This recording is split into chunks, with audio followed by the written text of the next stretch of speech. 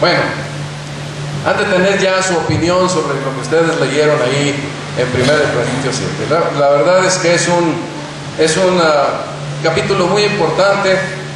Yo me atrevería a decir que los abuelitos, los papás, los jóvenes deberían de leer Efesios capítulo 5 y 1 Corintios 7 para saber sobre las cosas del matrimonio, del amor, de la familia, estos detalles. Hay más textos en las Escrituras, pero creo que estos dos presentan el secreto de elementos importantes en la vida cristiana, matrimonial, para hacer de su matrimonio un matrimonio sólido en Cristo Jesús.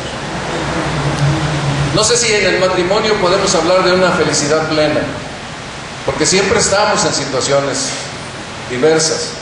No necesariamente los problemas son en la familia por situaciones de los cónyuges, pero a veces son las situaciones que rodean. Pero muchas veces también son las situaciones de los cónyuges, la manera en que respondemos a nuestro trato, la manera en que nosotros estamos manejando las cosas con nuestro cónyuge. Todo esto también genera situaciones diversas. No es gratis que los porcentajes de divorcio son bastante altos. La gente tiene necesidad mucha de consejeros matrimoniales constantemente. Y puedo decirlo, si me permiten hacerlo de esta manera, que jóvenes que comenzaron su vida matrimonial como muchos de ustedes, muy bonito, empezó que iba a ponerse complicado, y entonces fueron necesarios consejos y ayuda y buscar las Escrituras por diferentes maneras. Entonces realmente el capítulo 7 de 1 Corintios es un buen capítulo. Vale la pena que nosotros lo tengamos en mente. En Efesios, el apóstol Pablo está hablando del honor que deben de tener los cónyuges, al grado de que, lo hemos comentado cuando estuvimos estudiando Efesios, el esposo debe tratar a su esposa como Cristo a la iglesia. ¿Quieres un modelo de cómo tratar a tu mujer? ¿Quieres seguir al Señor? ¿Quieres hacer la voluntad de Dios? Querido caballero, trata a tu esposa como Cristo trata a la iglesia. Y observamos ahí cuál es el papel del Señor Jesucristo para tratar a la iglesia. Ahora, hermana, ¿tú quieres tratar a tu esposo de acuerdo a la voluntad de Dios, como Dios quiere? La palabra de Dios enseña que la mujer respete a su marido como si tuviera a Cristo ahí en casa.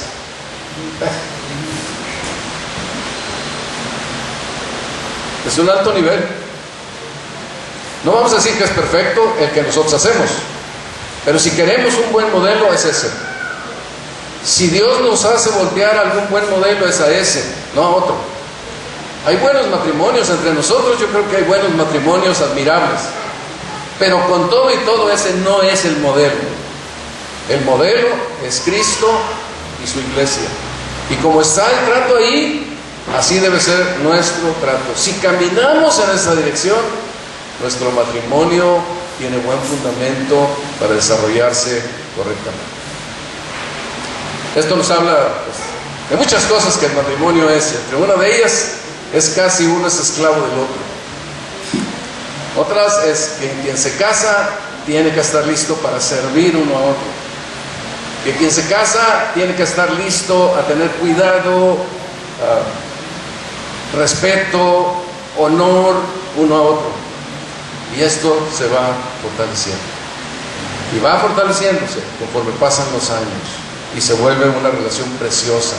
Pero yo creo que la relación preciosa, aunque puede comenzar muy bonita, lo precioso está más adelante. Como muchas cosas en la vida, lo hermoso está más allá. Cuando pasamos la barrera, cuando seguimos adelante, cuando permanecemos en el principio de la palabra de Dios, las cosas se van haciendo cada vez más fuertes, sólidas, preciosas, puras, lindas. Un buen trato, una buena relación. Seguir Efesios 5 vale la pena. Ustedes léanlo, mediten, piensen en ello, pregunten a otros hermanos: oye, ¿tú has considerado Efesios 5 para tu matrimonio? Si lo has hecho, ¿cómo le has hecho? ¿De qué manera lo has hecho? Aunque sean cosas generales, pero todo esto ayuda para que nosotros tomemos una buena impresión de las enseñanzas de la Escritura. Pero estamos en 1 Corintios 7. 1 Corintios 7 se va a lo directo, al problema. da de antemano la idea de que hay dificultades en el matrimonio por muchas razones. Las relaciones interpersonales de los seres humanos a causa de nuestra naturaleza pecaminosa es difícil. Entre más cercana, se hace más difícil. Entonces, es muy importante tomar en cuenta las enseñanzas de 1 Corintios 5. Aquí el apóstol Pablo va a enseñar con realismo sobre la relación matrimonial, tomando en cuenta la época en que ellos vivían. ¿Se acuerdan ustedes cómo terminó 1 Corintios 6? El cuerpo no es para la fornicación, porque la práctica de los corintios era precisamente en un mar de sexualidad increíble. Yo creo que más o menos nos está tocando algo similar, a excepción de que hay más separación, ¿verdad?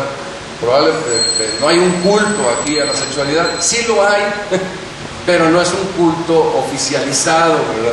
Hay un culto porque donde quiera que uno voltea, pues todo el mundo anda dándole culto a las cuestiones de la sexualidad. Pero no hay prostitutas que vayan por la calle, ofrecer sus servicios con propósitos religiosos, no hay nada de eso aquí, no tenemos eso. Pero los corintios sí lo tenían y era difícil para ellos mantenerse en su posición, en su lugar, especialmente cuando ellos venían a Jesucristo, tenían una enorme lucha en su corazón. Entonces el apóstol Pablo va a hablar con realismo sobre la relación matrimonial de la época en que vivía, y en un punto muy especial va a hacer un énfasis sobre la soltería, y él nos va a explicar por qué él considera, y nos va a dar razones de por qué considera que la soltería es mejor que el matrimonio. Sin embargo, pues nos va a explicar y vamos a encontrar lo que aquí el apóstol Pablo nos está diciendo. Cuando comienza la epístola ahí a los Corintios, inmediatamente en el capítulo 7, el apóstol Pablo pues entra, como digo, directo. En cuanto a las cosas que me escribisteis, capítulo 7, ahí en los versículos primero y los versículos 1 y 2, en cuanto a las cosas que me escribisteis, bueno le sería al hombre no tocar mujer. Y con esto se introduce a hablar sobre todo su tema. Nos va a hablar acerca de los que están unidos en matrimonio. Y específicamente, sin hablar de muchos detalles, a los que están unidos en matrimonio les va a mandar que no se separen. Podría platicar de otras muchas cosas en el asunto, pero no se separen, el hombre no abandone a su mujer. Y luego va a hablar también acerca de la necesidad de que las personas, algunas eran viudas, algunas personas, había otros jóvenes, había señoritas que nunca se habían casado, pero él va a hacer un énfasis en recomendar la soltería a las personas, no diciendo que la soltería hace una persona más espiritual que a otra persona que no es soltera, pero sí va a hacer un énfasis especial con respecto de Cristo, con respecto de Dios, con respecto de la vida cristiana que sigue el Señor. Muy bien, dice aquí en la primera parte, podemos decir, de lo que nos está comentando el apóstol Pablo, es que, como les digo, se introduce al asunto de que la soltería es mejor que estar casado, pero no se puede llevar a cabo si no hay el don de continencia. No hay don de continencia, está muy difícil poder mantener una soltería. Sin embargo, las personas no saben si tienen este don o no. Ellos van a ir descubriendo si tienen este don. A lo mejor pueden ir hablando con Dios y preguntándole al Señor y muchas cosas, pero si no hay el don de continencia, no es posible mantenerse en el don de soltería. Y dice ahí el versículo 8: digo pues a los solteros y a las viudas que bueno les fuera quedarse como yo. Que bueno les fuera quedarse como yo. Pablo, algunos dicen que era viudo y ya no se había vuelto a casar, y otros dicen que había sido soltero toda su vida. Y entonces él está recomendando que bueno sería quedarse como Él. Se está refiriendo a los solteros y a las viudas. Aquí había solteros pues que nunca se habían casado, y había solteros que eran viudos, y había viudas que habían tenido esposo y ahora estaban sin esposo. Y entonces les recomienda: no se casen, pero es necesario que tengan ese don de continencia. Dice en el versículo 6, 7 y 8: mas esto os digo por vía de concesión, no por mandamiento. Quisiera más bien que todos los hombres fuesen como yo, pero cada uno tiene su propio don de Dios, uno la verdad de un modo y otro de otro. Digo pues a los solteros y a las viudas que bueno les fuera quedarse como yo, pero si no tienen don de continencia, cásense, pues mejor es casarse que estarse quemando. Entonces aquí el apóstol Pablo introduce con esto que pues por lo general no es muy agradable para nosotros el pensar en la soltería, ¿verdad? Especialmente cuando uno está empezando la vida y uno quiere formar un hogar y tener un romance y tener una persona que lo ame y una persona que lo ama. No se hace sencillo, pero nos va a hacer reflexionar en algo. Espero que podamos llegar a ese punto para que sea claro para todos nosotros.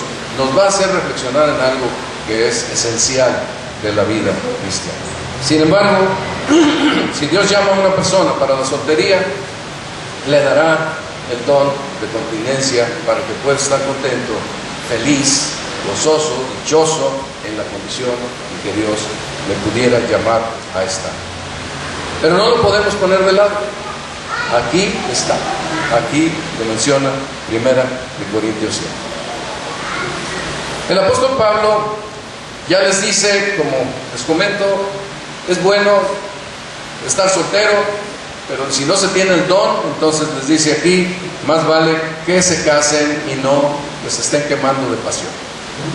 Entonces, el que no tiene el don de continencia, pues tendrá que casarse si lo puede hacer. Pero si se va a casar, entonces el apóstol Pablo quiere que nosotros reflexionemos y que los corintios reflexionen en que van a tener tensiones y dificultades, presiones en su vida. Y fíjense, estas presiones se pueden traducir principalmente, o se traducen principalmente en querer separarse de la persona con la que se casó.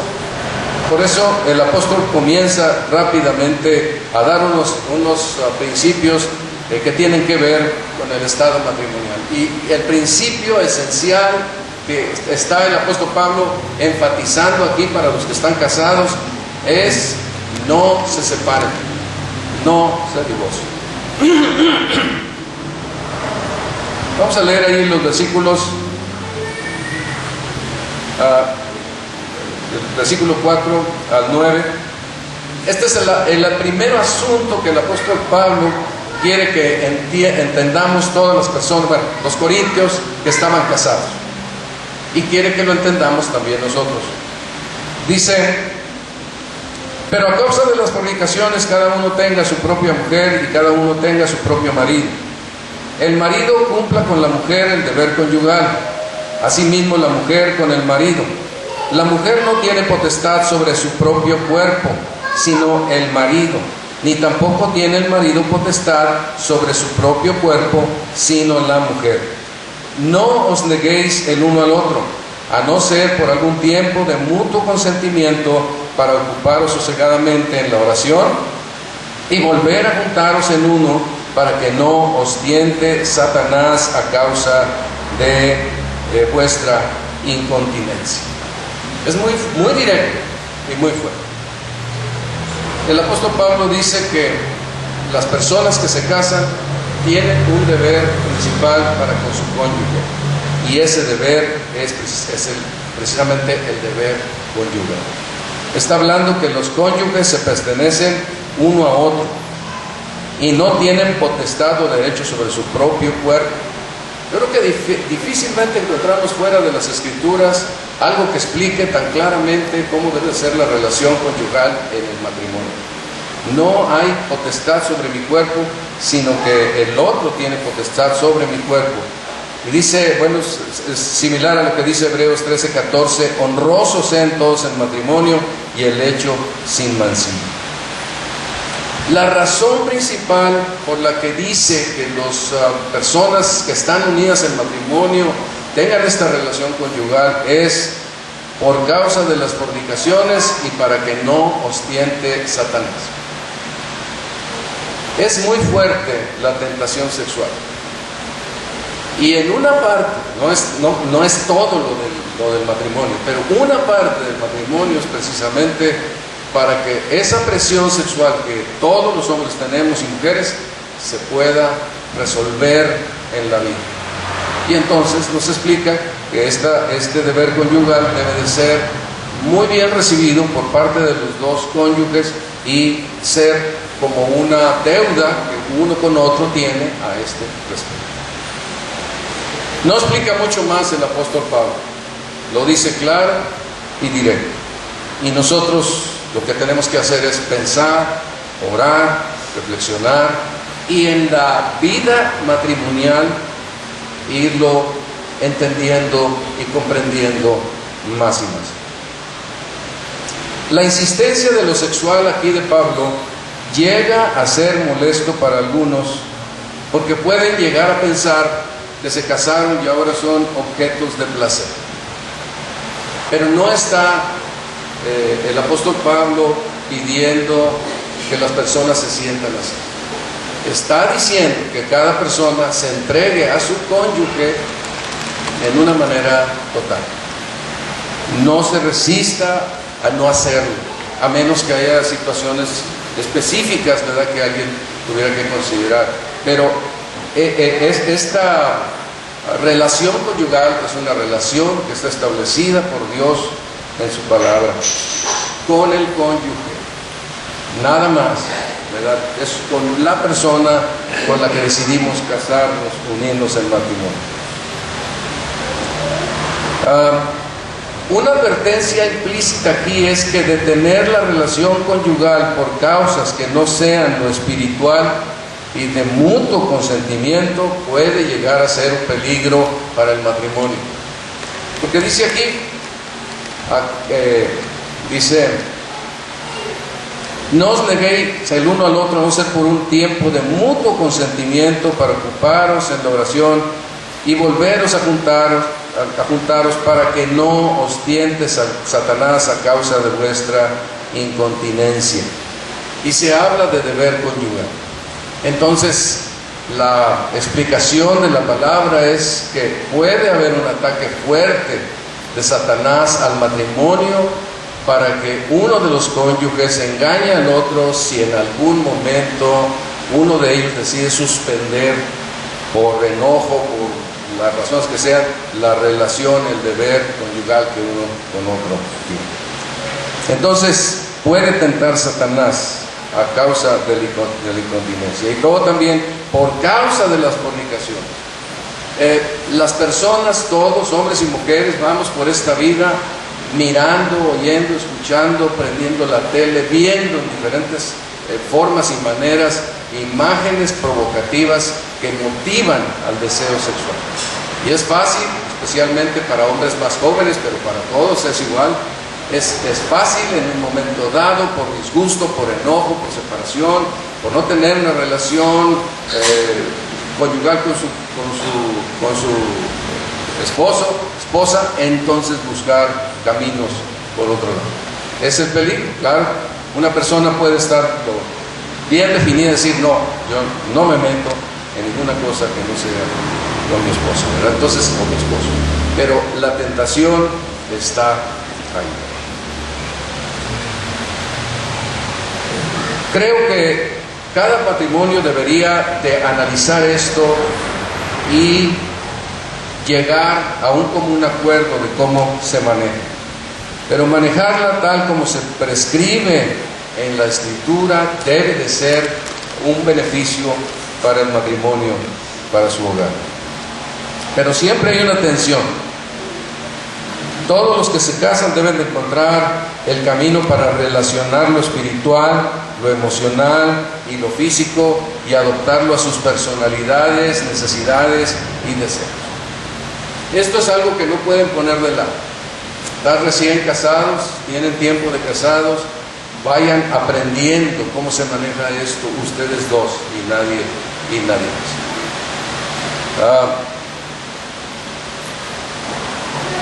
Sin duda para los corintios ese era uno de los problemas principales: el matrimonio, el divorcio, las relaciones sexuales eran parte de lo que ellos estaban escribiendo al apóstol Pablo y haciéndole preguntas dadas las circunstancias que les rodeaban ahí. En fin, el apóstol Pablo les dice que no, pues si no tocaran mujer, si se mantuvieran solteros, podían ahorrarse algunas dificultades importantes. Pero como es difícil, entonces pues más vale casarse, unirse en matrimonio. Y cuando él llega a esa conclusión, entonces pasa a un siguiente punto. Y el siguiente punto aquí es principios sobre el divorcio para los casados. Va directamente a tratar este aspecto. Y observen ustedes, dice ahí los versículos 10 y 11: pero a los que están unidos en matrimonio, mando, no yo, sino el Señor, que la mujer no se separe del marido, y si se separa, quédese sin casar, o reconcíliese con su marido, y que el marido no abandone a su mujer. Esta primera parte es para dos creyentes, dos personas que se unieron en matrimonio, pero los dos son creyentes. Y la instrucción y el mandamiento lo señala Pablo como mandamiento de Dios. Dos creyentes, hay mucho que hablar del matrimonio, pero aquí el apóstol Pablo se concentra en esto. Dos creyentes no deben separarse. Dos creyentes no se deben amar.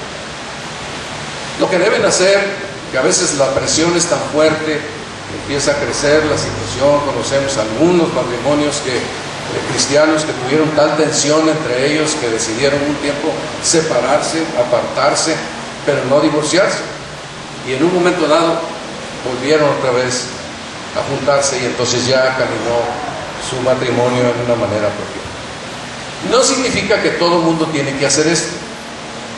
Acabamos de hablar en el capítulo pasado que los creyentes no deberían de ir a dirimir sus problemas en los juzgados del mundo de los corintios.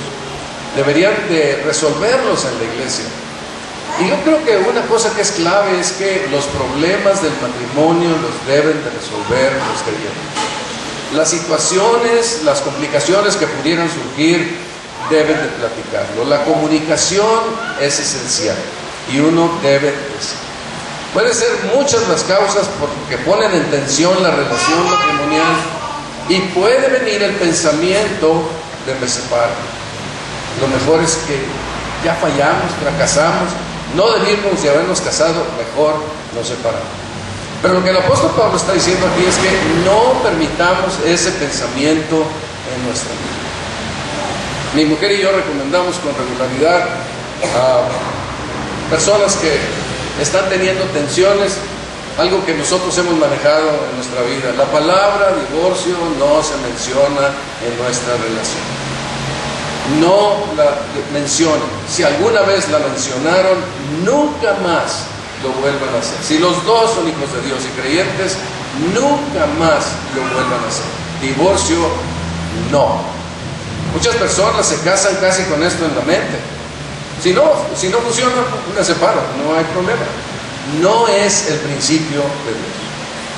Entonces, para los que son creyentes, la instrucción de la palabra de Dios es, como dice aquí: los que están unidos en matrimonio, hablando de dos creyentes, manda el Señor que no se separen. Este es el principio que deja establecido el apóstol Pablo. Los judíos de aquella época se divorciaban con frecuencia casi por cualquier razón. El apóstol Pablo no quiere que eso sea lo que está en un hogar cristiano, porque es una antítesis de la enseñanza, de la demostración que nosotros podemos hacer. Efesios 5 nos habla que la relación del esposo y la esposa es como la de Cristo y la iglesia. Cristo y la iglesia no se divorcian. ¿Por qué? Porque son el pueblo de Dios. El pueblo de Dios se debe de caracterizar porque dirime sus problemas bien y los resuelve. No se caracteriza porque no tenga problemas, se caracteriza porque los resuelve a la manera bíblica. Así que el principio que está aquí establecido es que para los creyentes no piensen en el divorcio como una solución para ninguna cosa.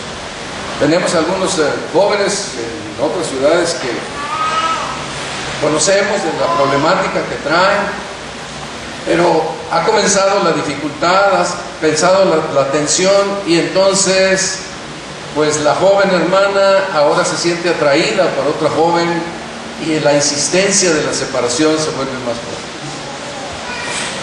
Ante esta atracción nueva, ahora ella desprecia más al marido que tiene.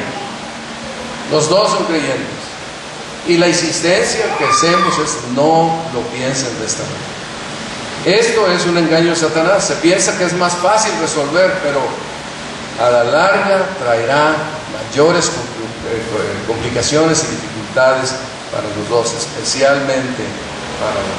Entonces, creemos que el principio que la palabra de Dios marca para todo creyente es: no se separen. No hay ninguna razón. Es como las situaciones entre creyentes: no hay nada que no se pueda arreglar. Con la palabra de Dios, con la sinceridad, con la justicia, con la buena voluntad, buscando la dirección del Espíritu Santo, todo se puede resolver. Y creo que esto es muy claro para que se tenga siempre. Pero luego el apóstol Pablo pasa a dividir o a pensar en los asuntos que tienen que ver cuando hay una persona creyente y un no creyente y que están casados.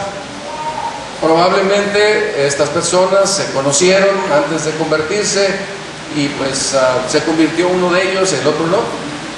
Probablemente algún creyente estaba convertido, alguna creyente estaba convertido, entonces conoce a alguna persona, algún joven del que se enamora y forma un hogar y se casa. Aquí el apóstol Pablo, y se encuentra ahí porque a lo mejor no tenía la madurez espiritual, lo que ustedes quieran. La cuestión es que había un creyente y un no creyente que estaban unidos en matrimonio y tenían conflictos, dificultades. Y a estos también el apóstol Pablo les da mandamientos. Sin embargo, dice el apóstol Pablo algo que debemos de tomar en cuenta. Obsérvenlo ahí en el versículo 12.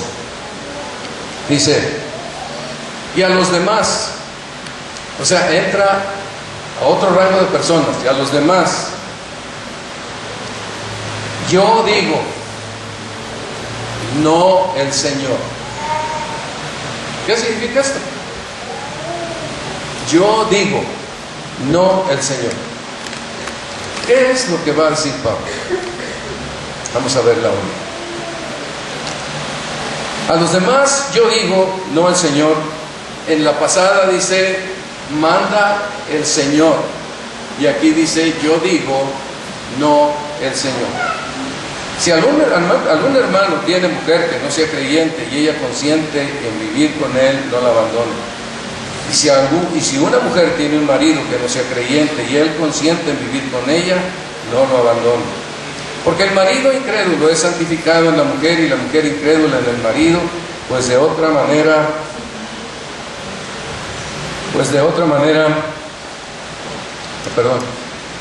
vuestros hijos serían inmundos, mientras que ahora son santos. Pero si el incrédulo se separa, sepárese, pues no está el hermano o la hermana sujeta a servidumbre en semejante caso, sino que a paz nos llamó el Señor. Porque, ¿qué sabes tú, oh mujer, si quizás harás salvo a tu marido? ¿O qué sabes tú, oh marido, si quizás harás salvo a tu mujer? Cuando llega aquí a un matrimonio donde hay dos personas, que uno es creyente y el otro no, encontramos que hay una diferencia en el trato. Ahora sí hay más explicaciones. Pero observen ustedes que lo que está haciendo el apóstol Pablo aquí es decir que aquí lo dice él, no el Señor. Yo creo que lo que el apóstol Pablo está tratando de decir es algo parecido a lo que el Señor Jesucristo les dijo a los discípulos. Cuando los discípulos le preguntaron, ¿qué no podemos dar carta de divorcio a nuestras mujeres? Y entonces el Señor Jesucristo les dijo: por la dureza de vuestro corazón, Moisés os permitió repudiar a vuestras mujeres, mas al principio no fue así. En este sentido, Moisés se volvió en la antigüedad una especie de instrumento de parte de Dios para hacer una salvedad. A causa de la dureza del corazón, entonces Dios permitió por medio de Moisés, ya no fue un mandamiento directo, sino fue a través de su siervo para esta necesidad que Dios manda por medio de Moisés que se dé carta de divorcio. Esta carta de divorcio se podía dar siempre y cuando existiera, no por cualquier razón, sino solamente por razón de adulterio o de fornicación. Cuando uno de los cónyuges se iba y tenía una relación ilícita fuera del matrimonio, entonces se podía pedir el divorcio, y Moisés lo autorizó, y es la salvedad que queda puesta en las Escrituras, solo por esta causa. Ninguna otra razón, ninguna otra cosa, solo por adulterio o fornicación. Si alguien engaña. Sin embargo, siempre existe la misericordia. A lo mejor algún hombre engaña a su mujer, todavía la mujer puede tomar misericordia y apegarse a su marido y cuidarlo y seguir adelante, y esto pudiera resolver el problema para los años que siguen. Pero la instrucción aquí es que el apóstol Pablo está tomando esta prerrogativa que Dios les da para dar una enseñanza específica sobre un asunto en donde estaban metidos los que no eran judíos, los gentiles. Y entonces, sobre esta base, Él es el que está dando estas instrucciones a manera de concesión. Es algo que se hace. Y entonces observamos que el creyente, en este pasaje, no debe promover el divorcio. El creyente debe hacer todo lo posible para, en una relación donde está casado con una persona no creyente, hacer todo lo posible para seguir adelante con su matrimonio. El creyente debe luchar por esto. La razón principal que el Señor da es que puede hacer salvo a su marido, o hacer también salvos, entendemos, a sus hijos. ¿Se acuerdan lo que decía el apóstol Pedro allá en 1 Pedro 3, 1 y 2? Cuando les dice a las mujeres que ganen a sus maridos, principalmente aquellos que no son creyentes, sin palabra, que ellas tengan tal comportamiento que los hombres puedan venir, que no son cristianos, puedan venir a Cristo. Y creo que lo mismo sucede en el sentido contrario. No, el creyente en una relación así no busca la separación.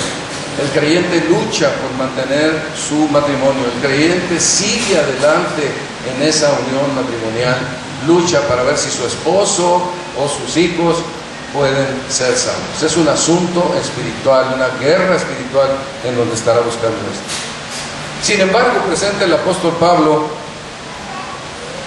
aquí está él dando una salvedad, como en el caso de Moisés. Ahora Pablo también está dando una salvedad. Considero que así es, cuando dice: pero si el incrédulo se separa, sepárese. Sea el hombre o la mujer se separa, sepárese. Y luego agrega: no está el hermano o la hermana sujeto a servidumbre en semejante caso, sino que a paz nos llama el Señor. No es fácil hacer esta mención, porque se puede usar mal o se puede entender mal. Pero observemos el punto. El creyente lucha para que no haya divorcio. El creyente busca que su esposo y sus hijos puedan ser convertidos a la fe, y hace todo lo posible. Imaginémoslo, ora, lee la palabra, se comporta adecuadamente, busca de todo corazón que la persona venga a la fe. Pero de repente, como nos ha tocado ver, alguien dice: yo no te quiero más en esa condición. Si tú no haces las cosas que yo quiero que tú hagas, vete de mi casa. Se pone difícil la presión en otro. Recuerdo con tristeza y también pues admirado por Dios que una joven mujer que asistía a una iglesia en alguna ciudad del país, ella fue de repente se apartó de la iglesia y entonces formó matrimonio con un hombre no creyente. La mujer y el hombre pues, finalmente regresan ya con hijos a la comunión, a la iglesia, regresa a asistir a la congregación. Y entonces el consejo que se dio en aquel tiempo de parte del liderazgo fue un consejo que no estuvo adecuado a la palabra de Dios, considero. Porque en cuanto ella llegó, inmediatamente ellos le dijeron: tú debes separarte de este hombre y venir aquí con tus hijos y que él se vaya, porque en esta condición él nunca va a poder ser salvo. Yo no sé de dónde salió esa idea, que es contraria a lo que dice aquí en las Escrituras, a lo que dice Pedro, pero eso fue el consejo que le dieron, y entonces ella se separó de su esposo. Lo que yo sé es que el hombre le rogaba, el hombre no creyente le rogaba que no se separara de él, que él amaba a sus hijos. Sin embargo, fue muy fuerte la instrucción que se dio en aquella ocasión para que ella hiciera esto. Fue difícil verla a través de los años luchando con sus hijos para que crecieran, para sacarlos adelante, para trabajar, teniendo dificultades con hombres que se acercaban, mucha complicación. Sin embargo, ya hace algunos meses que por el Facebook pude saber, manda un saludo y podemos saber que ella, sus hijos están en el camino del Señor, ella va en el camino del Señor, y a pesar de tantas luchas ha podido sacar adelante a su familia. Pero hubo un error tremendo, en mi opinión, en aquel consejo que le dieron aquellos hermanos a esta mujer y su vida. La lección es muy clara: el creyente no debe separarse del no creyente, y debe hacer todo lo posible en oración, con la palabra, en actitudes, en comportamiento, para que su esposo, sus hijos vengan al conocimiento de la verdad, se conviertan. Pero con todo y todo puede ser que la persona no creyente diga: nos separamos.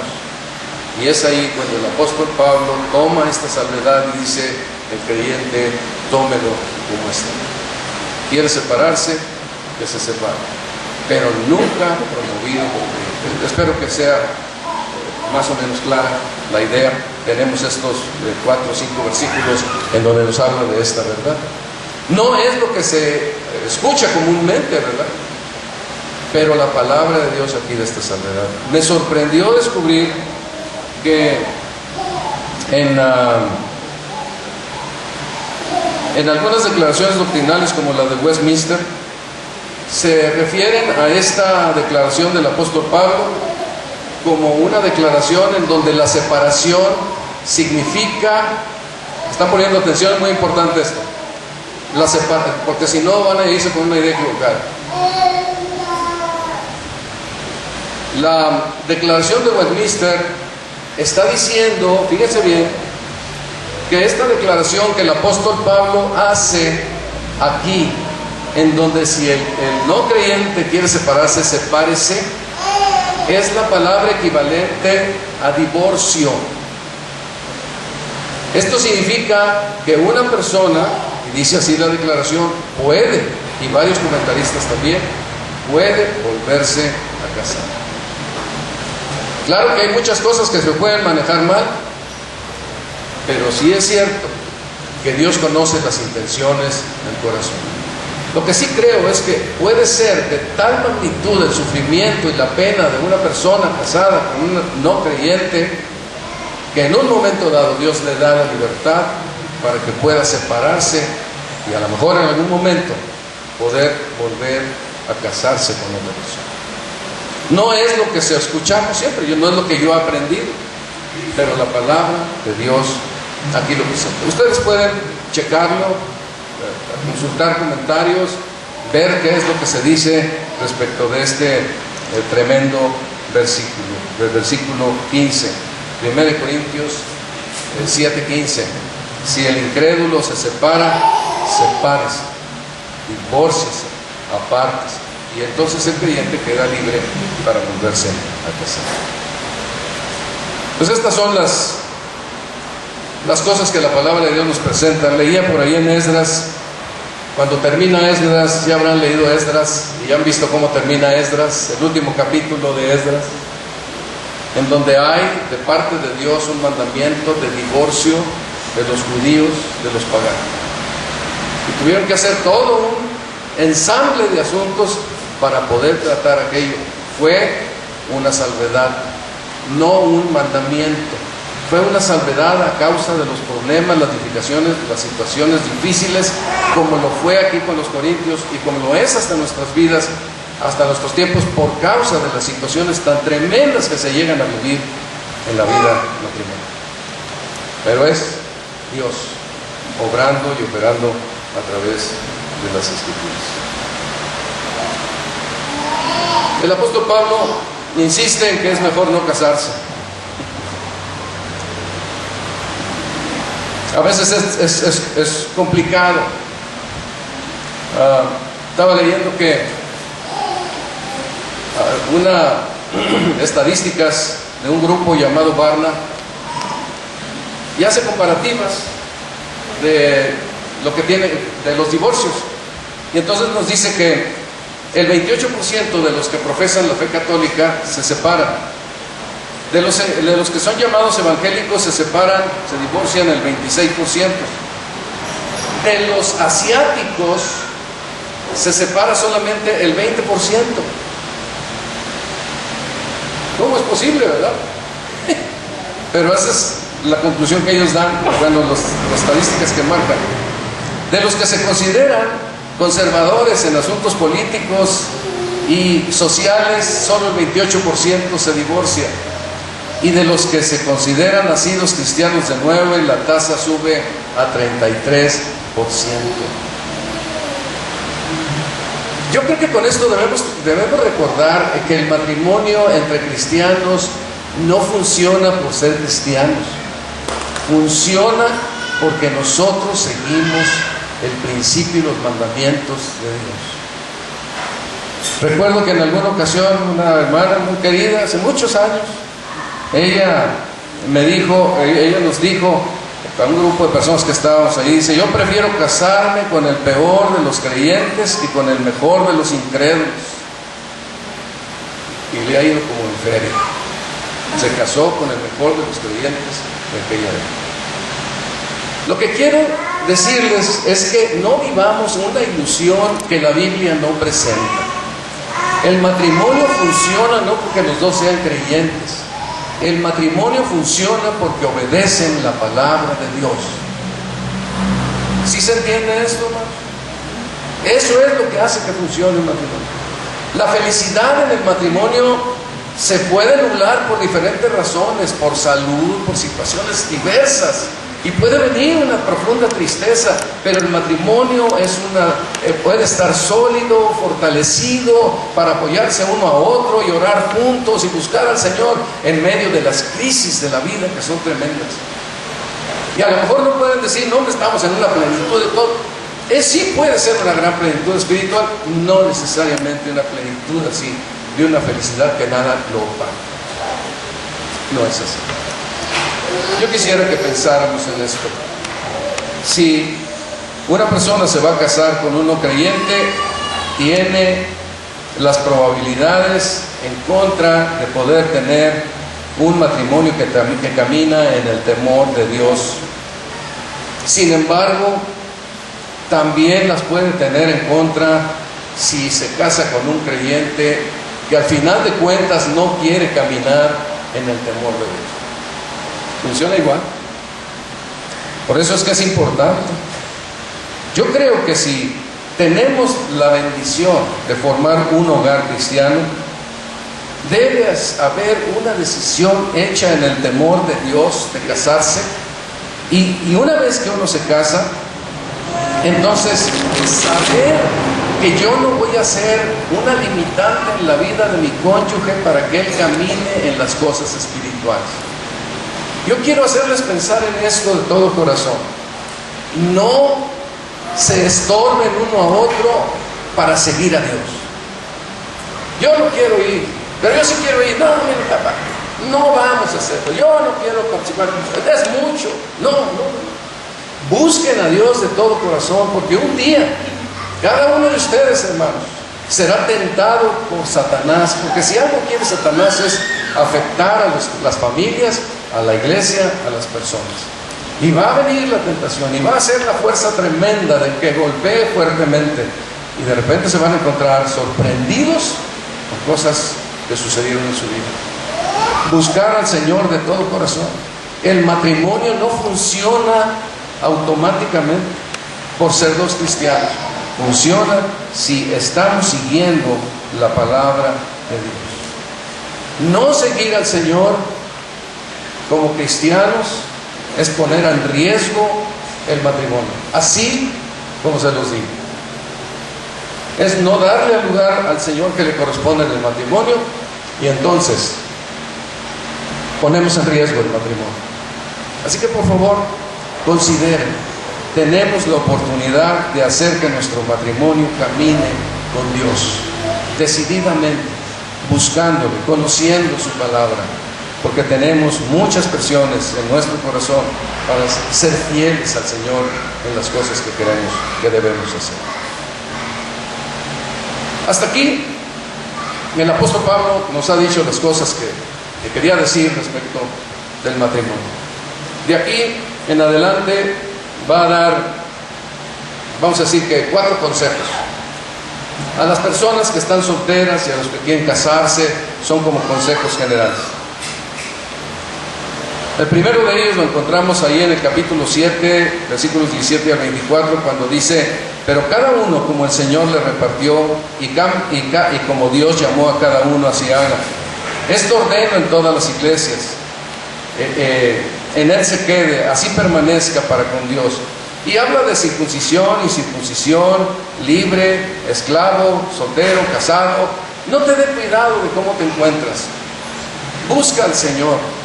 Dios se encarga de tu necesidad en todos los aspectos de la vida. Necesidades a veces irreversibles, como circuncisión o como esclavitud, que no podía ser muchas veces fácil soltarse de aquello.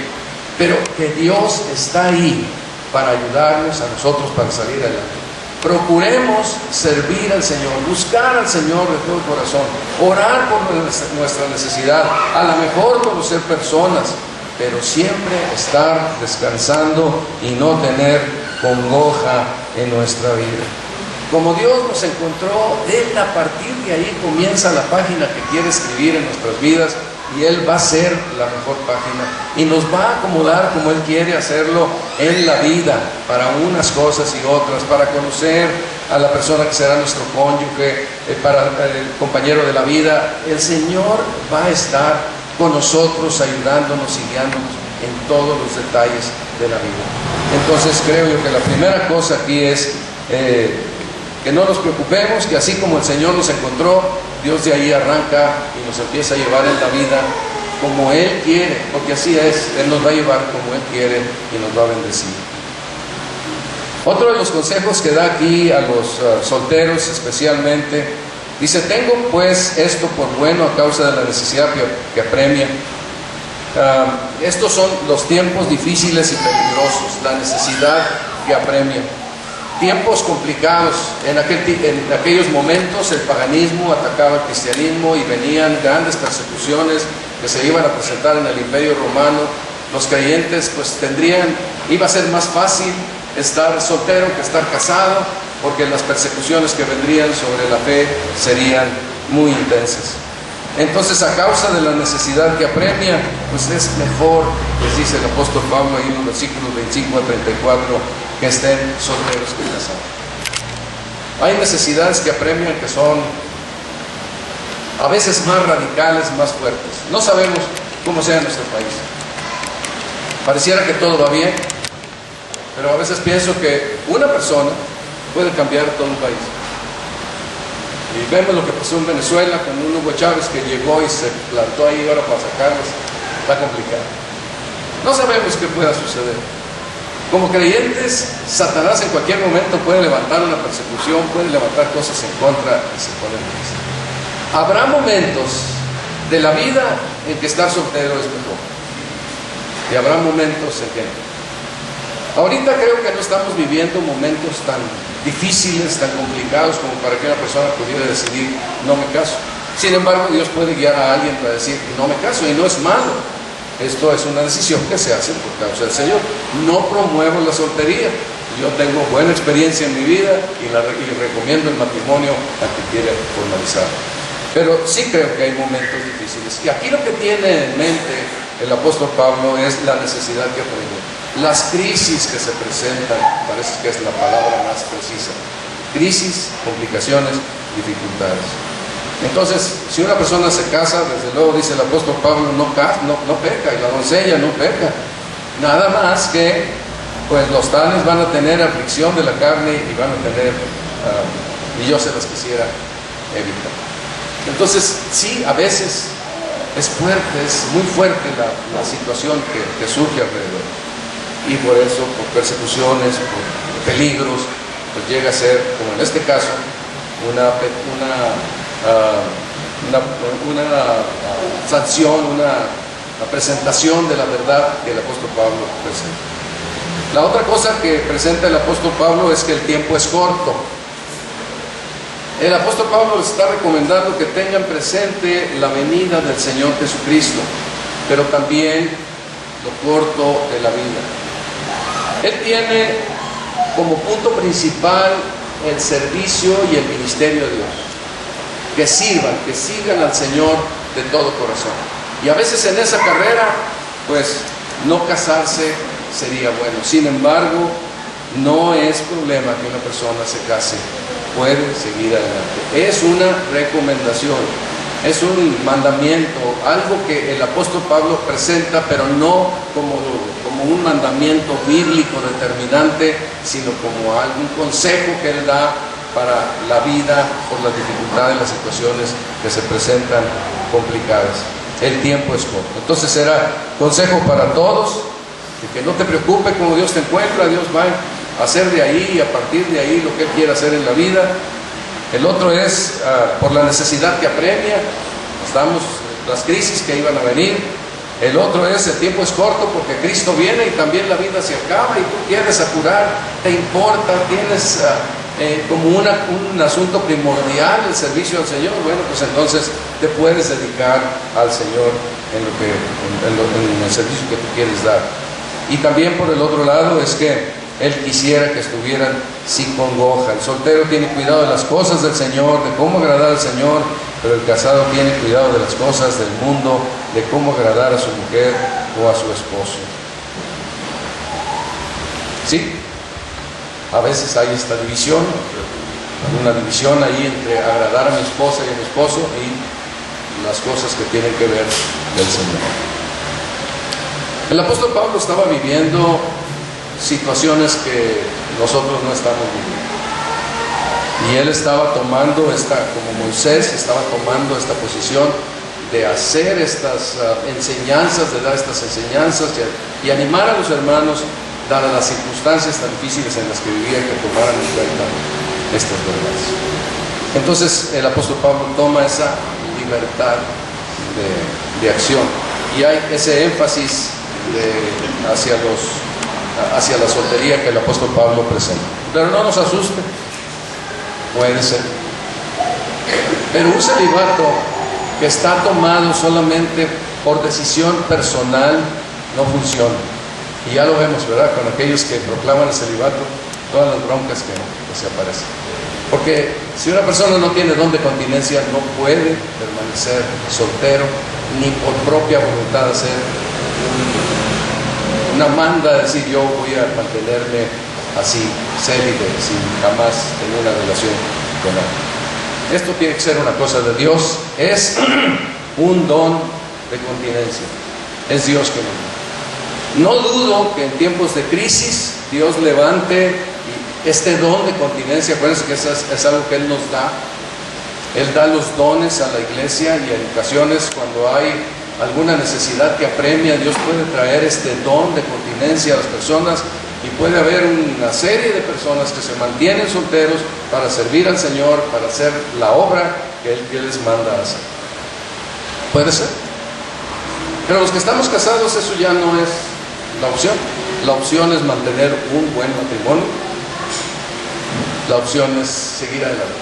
Si hay alguien que está casado con una persona que no esté creyente, que no sea creyente, creo que no es nuestro caso, pero vamos a suponer que estuviera por ahí, también el trabajo es seguir adelante con el matrimonio y no separarse, hacer todo lo posible porque la persona conozca al Señor y también los hijos puedan conocer al Señor, y esperando que un día la persona se convierta y venga Cristo y sea Cristo su Salvador. Es tan fuerte este mandamiento que en los últimos versículos, los versículos 35 al 40, el apóstol Pablo está queriendo decir a ciertos padres. Acuérdense que en aquel tiempo la patria potestad estaba en los padres. Los padres decidían, principalmente con las mujeres, con quién se iban a casar, si se casaban y si no se casaban. Algunas personas habían tomado la enseñanza de Pablo como padres y habían decidido que sus hijas no se casaran. Pero conforme iba pasando el tiempo, entonces ellos se estaban preocupando de que sus hijas no se casaran. Y entonces empezaban a tener algunas inquietudes en su corazón para cambiar de opinión, para cambiar de parecer en ese sentido. Y el apóstol Pablo les dice que pueden cambiar de parecer, que no se preocupen. Fíjense cómo dice el versículo 35: esto lo digo para vuestro provecho, no para tenderos lazo, sino para lo honesto y lo decente, para que sin impedimento os acerquéis al Señor. Que esto no sea una traba. Ustedes tomen la decisión que quieran tomar respecto de su hija. 36. Si alguno piensa que es impropio para su hija virgen que pase ya de edad, es necesario que se case, o sea, es necesario que así sea, haga lo que quiera, no peca, que se case. Entonces les dicen: no se preocupen, que se case esta mujer que ustedes habían decidido que no se casara. Con esto podemos ver la fuerza que había en aquel tiempo respecto de la soltería. No quiero decir que todos los tiempos sean iguales, insisto, ahora es un tiempo distinto, pero no nos extrañe que en un momento dado Dios pueda levantar, porque nadie va a obligar a otra persona para que sea célibe. Si entras a nuestra organización, entonces tienes que hacer por ahí una promesa de celibato. No. Esto es algo de Dios o no es. Entonces puede ser que Dios pueda mover gente para que decida vivir para el Señor de todo corazón. Entonces algunos padres estaban con esa carga. El apóstol Pablo dice que no se preocupen, que sigan adelante, que se casen sus hijas, pero siempre se mantiene diciendo el padre aquí, pero el que está firme, o sea el padre, ahí en el versículo 37, que está firme en su corazón sin tener necesidad, sino que es dueño de su propia voluntad, ya resuelto en su corazón guardar a su hija virgen, y él hace. Pero hay algunas palabras aquí en el original que leía en los comentarios, y es que la idea no es obligue a su hija que así se quede. Creo que la idea era que las hijas tenían un parecer con su padre en buena relación, tenían la voluntad de hacerlo. No sé si recuerdan la hija de Jefté y a Jefté, cuando él hace la promesa de que su hija se iba a quedar soltera, que él iba a entregar al Señor a la primera persona que pasara se encontrara en el camino después de la victoria. Y cuando ya tiene la victoria y entra a gozarse de la victoria, aparece su hija, su única hija. Y entonces él dice: hija mía, ¿qué pasó? Y entonces él tenía que cumplir su palabra de que ella permaneciese soltera.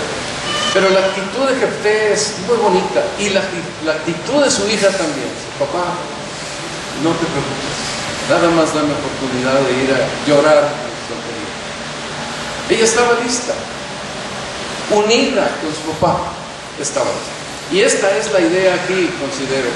Aquella hija también estaba en ese mismo sentido, de mantenerse en esa condición junto con su padre, pero para servir al Señor. Creo que este era uno de los puntos importantes en esta decisión. Para las jóvenes que se van a casar, les dice en el versículo 39, ustedes iban a quedar solteras, pero ya no, se van a casar, su papá está de acuerdo con esto. Entonces les recuerdo que la mujer casada está ligada por la ley mientras su marido vive, pero si su marido muriere, libre es para casarse con quien quiera, con tal que sea el Señor. Yo creo que los hombres caían como moscas en aquella época, porque había muchas mujeres que podían quedar solteras, pero puede casarse con quien quiera con tal que sea en el Señor. Pero a mi juicio, otra vez entra Pablo con su postura de aquel momento, en aquella circunstancia, y que puede repetirse en otros momentos: más dichosa será si se quedase así. Y pienso que también yo tengo el espíritu de Dios. Era una salvedad, era algo que él, se me fue la palabra, era algo que él estaba haciendo en vía de concesión, en vía de aclaración, en vía de libertad. Dios creó el matrimonio y nos debemos de casar. No es bueno que el hombre esté solo, dice la palabra de Dios. No contradice aquello, es un momento de concesión a causa de la necesidad que apremia, a causa de pues cómo los encontró el Señor, acaso el tiempo es corto, etcétera. Es una concesión, es algo que el apóstol Pablo presenta como una posibilidad que deben de considerar dadas las circunstancias en las que están viviendo. Espero que pueda esto para ustedes ser claro. Espero que sí. Si hubiera alguna duda, escriban por ahí, si tienen una pregunta, y si yo la puedo contestar, pues lo hacemos. Si tienen alguna duda, por favor, a este respecto de este tema, de este capítulo. Quiero que pensemos en lo siguiente para concluir.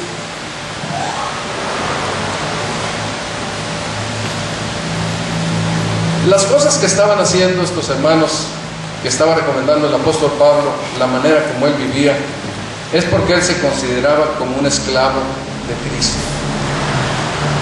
El apóstol Pablo les ha dicho a los que son esclavos: no te preocupes porque eres liberto por Cristo. Cuando estaban esclavos de los hombres, conocían al Señor y el Señor los libertaba y liberaba, de tal manera que ellos podían estar contentos y gozosos en su esclavitud, sirviendo no a los amos, sino sirviendo al Señor ahí en los amos, como aprendimos allá en Efesios. Y servían al Señor, y ellos podían mantener su esclavitud soportando aquello con gozo, en una condición diferente. Pero también dice el apóstol Pablo: el que es libre es esclavo de Cristo, dice aquí. Y esta esclavitud de Cristo, hermanos, es el señorío de Cristo sobre nuestras vidas. Nosotros buscamos hacer las cosas que buscamos para agradar al Señor. No estamos agradando a nadie, ni estamos dejando admiradas a las personas por las decisiones artificiales que hacemos. No estamos haciendo ninguna cosa para ser vistos de nadie, excepto porque Dios nos guíe para servirle a Él de todo corazón y para que Él sea el Señor de nuestras vidas. Aquellos hermanos, el apóstol Pablo les recomendaba, les decía, les mandaba que ellos sirvieran al Señor Jesucristo de todo corazón.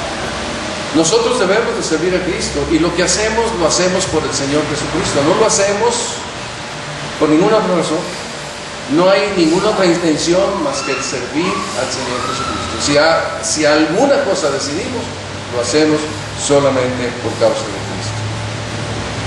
Creo que también otro pensamiento que debemos de tener aquí es que vivir la vida matrimonial es una bendición si tenemos en mente primeramente las cosas que no se ven y después las cosas que se ven. Es decir, no vivimos para lo material, aunque todas las cosas en este mundo nos dicen que vivamos para lo material, para lo que se ve.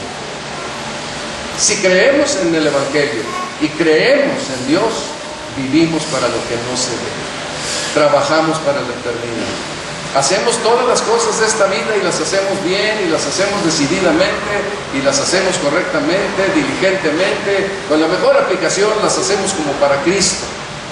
Pero no es por eso que nosotros trabajamos. No estamos poniendo nuestro corazón en las cosas materiales, sino en el Señor, en las cosas espirituales. Que nuestros hogares estén fundamentados en aquello. Debemos ahorrar para nuestros hijos y tener negocios y todo, pero no es un fin en sí mismo. No vivimos para eso.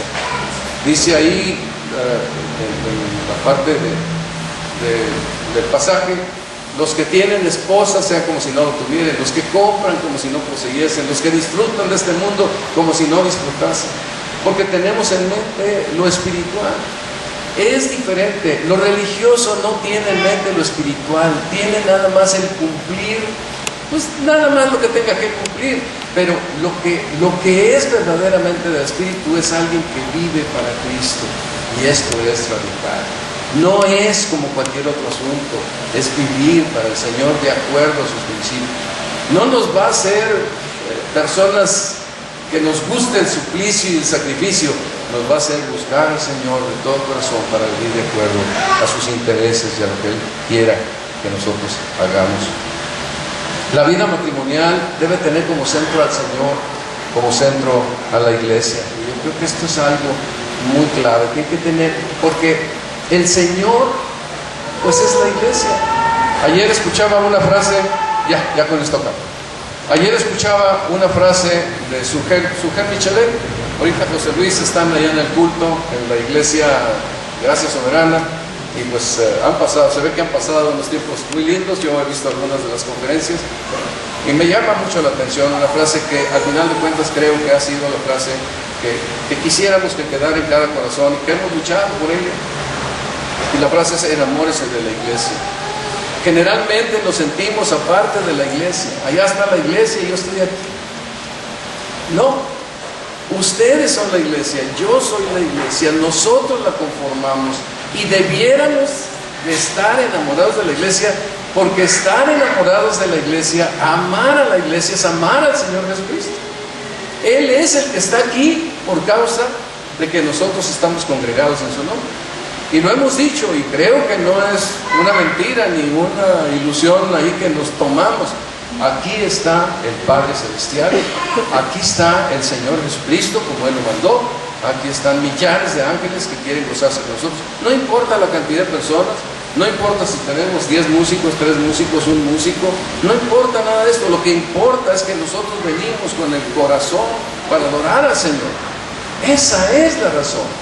Y eso es lo que a nosotros nos interesa. Si podemos, si ustedes pueden formar hogares, y nosotros también, hogares que estén centrados en el Señor, que a pesar de todo lo que hay que hacer de trabajos y actividades y responsabilidades, se pueden centrar en el Señor.